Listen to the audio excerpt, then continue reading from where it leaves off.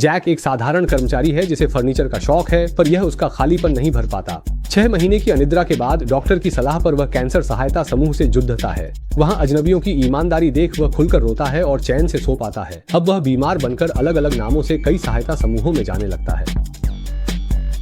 मारा का आना उसकी शांति भंग करता है। वह भी बीमारी का नाटक कर समूहों में जाती है, जिससे जैक का झूठ खुल जाता है। जैक की बेचैनी फिर बारात जाती है, इसलिए वह मारा को अलग कार्यक्रमों में जाने को कहता है। एक बार एक बिजनेस ट्रिप के दौरान जैक की मुलाकात विमान में एक साबुन व्यापारी टाइलर से होती है, जिसके पास भी बिल्कुल वैसा ही ब्रीफकेस है जैसा जैक के पास है। घर लौटने पर जैक देखता है कि एक विस्फोट में उसकी सारी चीजें जलकर राख हो गई हैं। मजबूरन वह टाइलर को फोन करता है और कुछ समय के लिए उसके घर रुकने की गुजारिश करता है, लेकिन टाइलर एक अजीब शर्त रखता है। क्या? मैं चाहता हूं कि तुम मुझे पूरी ताकत से मारो। दोनों एक दूसरे के साथ समय बिताने लगे और अक्सर आपस में लड़ाई करने लगे, जिससे उन्हें मुक्कों की सीधी टक्कर का रोमांच महसूस हुआ और वे इसमें डूबते चले गए। यह अनुभव इतना आकर्षक था कि धीरे धीरे और भी लोग इसमें शामिल होने लगे। कुछ ही समय में उन्होंने एक बार के तहखाने में एक फाइट क्लब की स्थापना कर दी। दिन में अच्छे कपड़े पहनने वाले लोग रात को खून से लथपथ एक दूसरे से लड़ते हैं। उनके चेहरों पर छुपाए नहीं छुपने वाले जख्म मानो क्लब के सम्मान चिन्ह बन गए हों। एक दिन जैक को महिला चेन स्मोकर मारा का फोन आता है। उसने बहुत ज्यादा नींद की गोलियां खा ली थीं और जैक से मदद मांगी, लेकिन आखिरकार टाइलर ने मारा को बचाया। दोनों के बीच संबंध बन गए, जिससे जैक को बहुत जलन हुई। हर रात की चीख पुकार ने उसकी सहनशीलता की सीमा तक पहुंचा दिया। उसने मारा को भगा दिया, लेकिन इसी के साथ उसकी मारा के प्रति भावनाएं भी उजागर हो गई।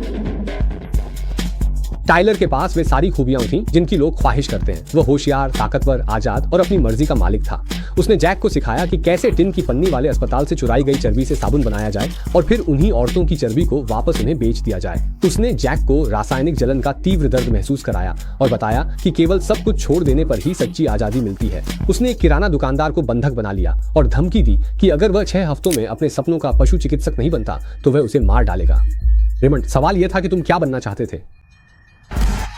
धीरे धीरे जैक ने देखा कि लोग टाइलर को फाइट क्लब का संस्थापक और एक दंतकथा मानने लगे हैं। उसकी कही हर बात लोगों को पूरी तरह से यकीन दिला देती थी। उसने बिना पलटवार किए पिटने की अपनी सनकी हरकतों के दम पर बार के बेसमेंट का इस्तेमाल करने का अधिकार हासिल कर लिया था। उसने क्लब के सदस्यों को भी वैसा ही बिना पलटवार किए पिटने का होमवर्क दिया। उसकी प्रेरणा से जैक ने आखिरकार असल जिंदगी में भी कदम उठाना शुरू कर दिया। उसने अपने बॉस के सामने खुद को बुरी तरह पीटा, जिससे उसे बिना काम किए ही तनख्वाह मिल सके। तुम ये क्या कर रहे हो? टाइलर के नेतृत्व में फाइट क्लब एक भावनात्मक उग्रता निकालने वाले समूह से धीरे धीरे एक राष्ट्रीय स्तर के अंडरग्राउंड संगठन में बदल गया। अब वे शहर में तोड़फोड़ कर खबरों में आना और सरकारी अधिकारियों को धमकाकर खुद को सुरक्षित रखना अपना शौक बना चुके थे।